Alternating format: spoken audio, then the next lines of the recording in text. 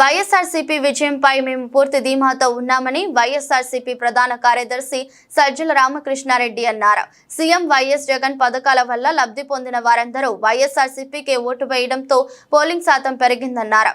చంద్రబాబును గెలిపించాలన్న ఉద్దేశం ప్రజల్లో ఏమాత్రం లేదని సజ్జల పేర్కొన్నారు. మాకైతే ఖాయంగా కనపడుతోంది. గవర్నమెంట్ వస్తుంది, చాలా బాగా వస్తుంది. మొన్నటికి అంత కూడా జరిగింది. మిగిలిన చోట్ల జరిగిన చోట్ల కూడా పోలింగ్ పర్సెంటేజ్ పెరిగాయి.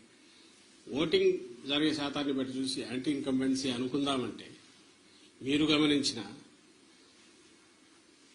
జగన్మోహన్ రెడ్డి గారి మీద అంత వ్యతిరేకత పెంచుకుని ఈ వర్గాలు ఏ వర్గాల కోసం అయితే నిలబడ్డాడు వాళ్ళు రావడానికి అంత ఇది రీజన్ కనపడతా లేదు. వీళ్ళందరూ చంద్రబాబు నాయుడు కానీ ఆయన పార్టీ కానీ పెట్టిన సూపర్ 6 అనే ఇది కానీ లేదా ఆయన అర్జెంటుగా తెచ్చుకోవాలి వాళ్ళ కోరికిందా అని చూద్దామంటే అంతా అటువైపు కనపడలేదు. ఎందుకంటే చంద్రబాబు నాయుడికే తన అజెండా మీద నమ్మకం లేదు.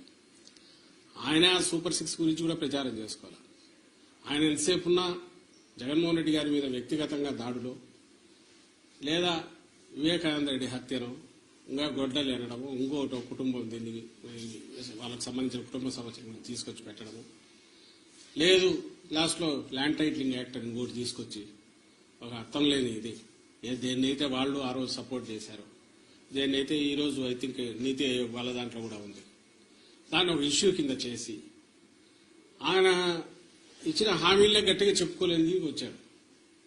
ఎందుకంటే ఆయనకే నమ్మకం లేదు. ఇంతకుముందు కూడా చెప్పాం అది హామీలను అమలు చేస్తాడే నమ్మకం జనానికి లేదని ప్రజలకు లేదని అది ఆయనకు అవగాహన ఉంది కాబట్టి అది వదిలేసి కేవలం వైఎస్ఆర్ కాంగ్రెస్ పార్టీని లేదా వైఎస్ఆర్ కాంగ్రెస్ పార్టీ నాయకులను అందరికంటే ముఖ్యంగా జగన్మోహన్ రెడ్డి గారిని వ్యక్తిగతంగా దూషిస్తూ మొత్తం వాళ్ళ క్యాంపెయిన్ అంతా దాంట్లో నడిచింది.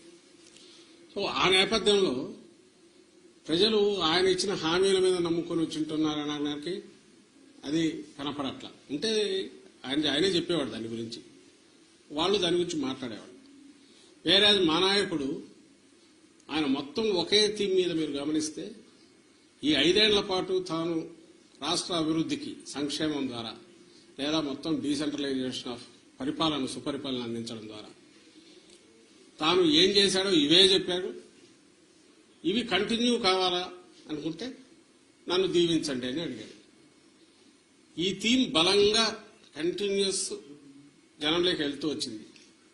మేము ఎప్పుడు చెప్తుండేవాళ్ళం కదా 87% లబ్ధిదారులు ఏదో ఒక రూపంలో బెనిఫిట్ పొందిన వాళ్ళందరూ అవును ఇది నిజం అనుకున్నారు. కరెక్టే కదా ఇది కంటిన్యూ అయితే మా బతుకుల్లో ఇంకా మెరుగైన మెలుపు వస్తుంది, మేలు మలుపు వస్తుంది, ఇంకా వెలుగు పెరుగుతుంది, కుటుంబం అభివృద్ధి జరుగుతుంది అని వాళ్ళు నమ్మారు. ఏదైతే హోప్ పెట్టుకున్నామో వాళ్ళు ఓన్ చేసుకున్నారు ఈరోజు.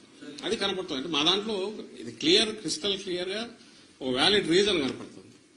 నాకు టీడీపీ వైపు నుంచి ఒక్క రీజన్ చెప్పండి, మేము మీడియానే అడుగుతున్నాం. ఇదిగో ఈ రీజన్ వల్ల వీళ్ళకి వచ్చి ఉండొచ్చు కదా అని అనుకోవడానికి ఒక్కటి చెప్పండి.